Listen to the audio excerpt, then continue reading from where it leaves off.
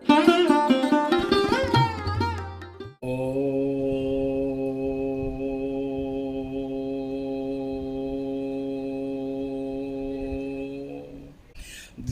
प्रपन्नातिरे प्रसीद प्रसीद मातरि जगतोऽखिलस्य प्रसीद विश्वेश्वरि पाहि विश्वं त्वमेश्वरी देवी चराचरस्य कामख्यां कामदां श्यामां कामरूपां मनोरमां ईश्वरीं त्वामहं वन्दे दुर्गा दुर्गतिनाशिनीं परब्रह्म स्वरूपां च वेदगर्भजगन्मयी शरण्ये त्वामहं वन्दे दुर्गा दुर्गतिनाशिनीं। माँ भगवती परम्बा जगदम्बा की कृपा से मैं बराबर प्रार्थना करता हूँ कि आप सब भी स्वस्थ रहें, सुखी रहें, सुसंपन्न रहें। आज का प्रसंग एक मैं दे रहा हूँ। मैं आगे भी बहुत पहले बताया था कि तंत्र की जननी माँ कामाख्या है। यहाँ से तंत्र पैदा होता है, क्योंकि तंत्र पैदा इसलिए होता है कि साफ कहा गया है कि गुहजाति गुह्य गुप्तेत्वम गृहाणासत अस्मत्कृतम जपम। तो ये गुह्ज शब्द है, क्योंकि यहाँ महामुद्रा माँ भगवती महामुद्रा के रूप में प्रतिष्ठित है।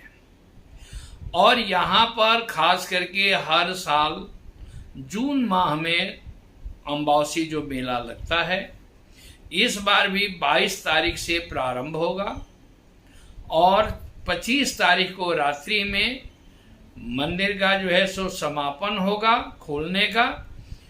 जो ये बंद होगा वो उसके बाद खुलेगा। 26 तारीख को मॉर्निंग से लोगों का दर्शन होगा।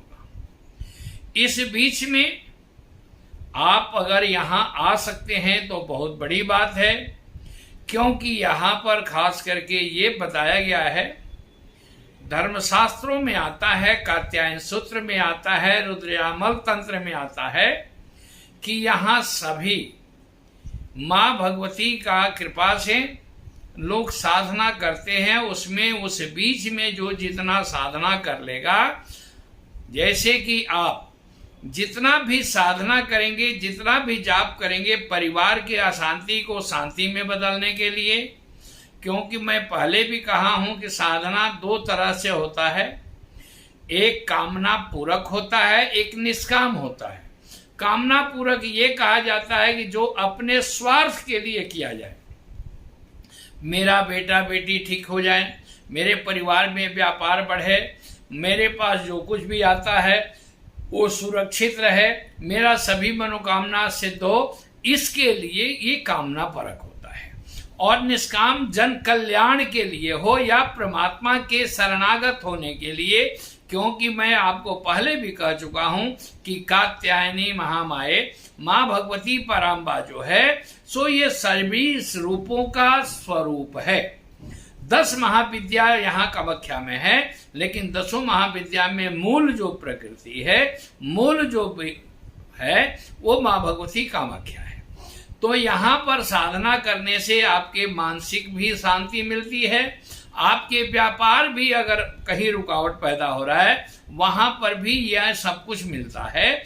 और आप जो चाहें, जो इच्छा धरहि मन माही, हरि प्रसाद कछ दुर्लभ नाही। दुर्गा कवच में आता है कि जंग जंग चिंतयते कामम तम तंग प्राप्नोति निश्चितम।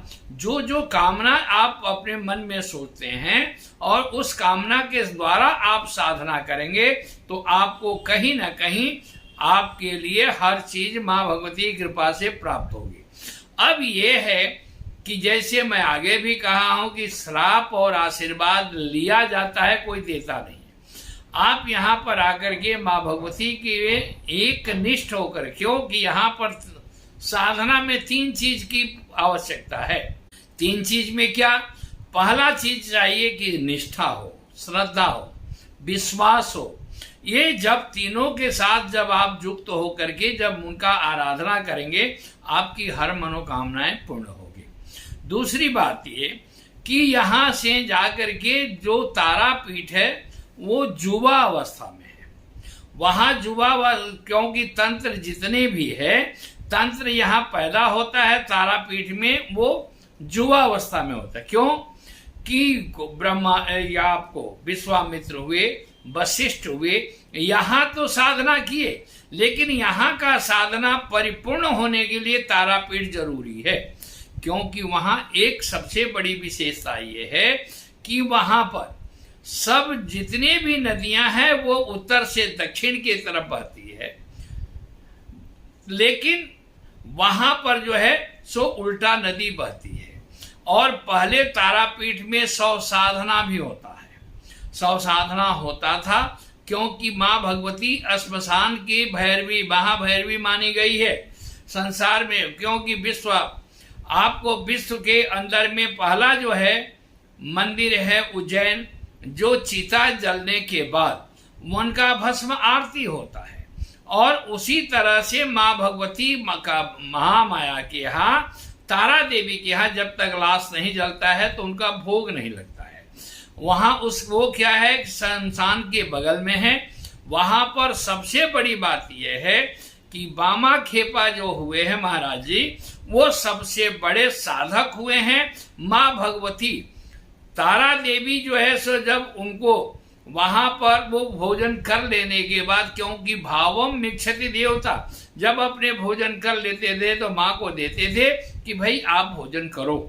उस जैसे सौरी ने पैर को जो है सो अपने आप में निचोड़ किया था, जो सौरी ने आपको किया था कि अपना पैर जो मीठा था वो भगवान से राम को देती थी और जो खट्टा था उसको फेंक देती थी। उसी तरह से क्योंकि प्रकृति, हमारा भारतवर्ष जो है सनातन का सबसे मूल जड़ है, क्योंकि पूरे विश्व का हृदय जो है सो भारत है। और भारतवर्ष में इतने शक्तियां हैं, जहां पर पेड़ में, पत्ते में, आपको एक एक पहाड़ के एक एक कण में हमारे शक्ति प्राप्त होती है। उसको देखने की क्षमता होनी चाहिए, उसको पहचानने की होनी चाहिए। तो क्या है कि वहां के जो है ब्राह्मण देवता लोग जब बामा खेपा जी महाराज का आचरण देख करके उनको एक बार बात वहां से पूजा से हटा दिया गया, तो माँ तारा ने वहां प्रकट हुई और वहां रानी को जो है सो स्वप्न दी कि 4 दिन से भोग लगता है, लेकिन मैं भोजन नहीं ले रही हूं, क्योंकि मेरा बच्चा जो है सो जब तक भोजन नहीं देगा तब तक हम भोजन नहीं करेंगे। तो बामा खेपा महाराज जी को फिर रानी ने अपने महाराज से कहा कि ऐसी ऐसी बात है, मैं स्वप्न में देखी हूं, और माँ महाराज ने फिर उनको वहां स्थापित किए। तो तारा देवी में क्योंकि वशिष्ठ जी ने ईला नाम के लड़की को लड़का बनाए जो धृष्टद्युम्न हुआ, तो 1 साल वो पुरुष होते थे और 1 साल स्त्री होते थे। तो 1 साल स्त्री होने का मतलब उनको कहा जाता था कि आप जो है सो वो अज्ञातवास में हैं, इसलिए उनको बाहर निकलना मना रहता था। और धृष्टद्युम्न को जो है सो वशिष्ठ जी ने पूरा जो है सो पुरुष बना दिया था, तो इसलिए वहां पर तंत्र का जुआवस्था हुआ है। विश्वामित्र ने जो माँ भगवती का, क्योंकि कहा गया है कि श्मशान अन्न क्षेत्रे कृतम पापम तीर्थ क्षेत्रे विनश्यति, घर से जो जाप करते हैं उससे जो है सो श्मशान पवित्र भूमि माना गया है।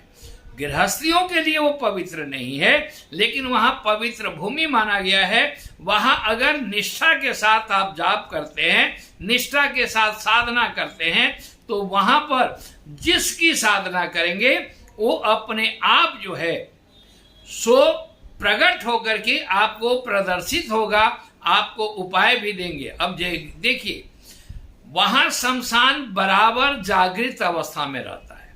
अब आप कहेंगे कि महाराज शमशान जो है सो जागृत किसे कहते हैं और बात तो सोया हुआ किसे कहते हैं, क्योंकि जब शमशान में 100 आता है तो श्मशान का भैरव जो है, शमशान जो है वो जो है सो जागृत होता है, तो 100 आता है, क्योंकि वहां 100 जब जलता है तो माँ का भोग लगता है।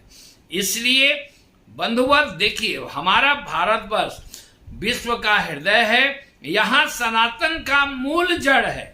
और मूल जड़ के खास करके एक चीज आपको देखना पड़ेगा, बिहार में कैमूर डिस्ट्रिक्ट एक है, मुंडेश्वरी माँ भगवती का क्योंकि बताया जाता है धर्मशास्त्र में कि चंड मुंड का वहीं पर मां भगवती ने वध किया, इसलिए वहां का नाम मुंडेश्वरी बना।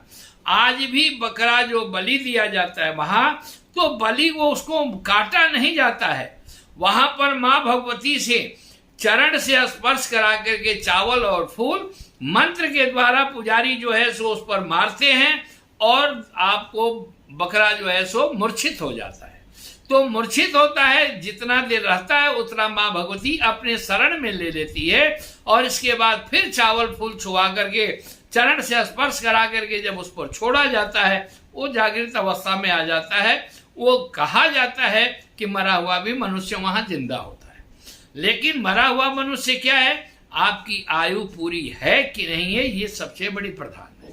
तो मेरा कहना यह है कि आप इस अम्बावसी मेला में अगर जो आदमी यहाँ नहीं आ सकता है, आप खास करके 22 से लेकर के 25 तक अपने घर में भी बैठ करके देवी के सामने, अगर जिसके घर में शांति नहीं है, अगर बाई चांस आमदनी का जरिया नहीं है, पैसा आता है रुक नहीं पाता है, कृपया आप संपर्क करें और संपर्क करने के बाद आपको मैं उपाय बताऊंगा।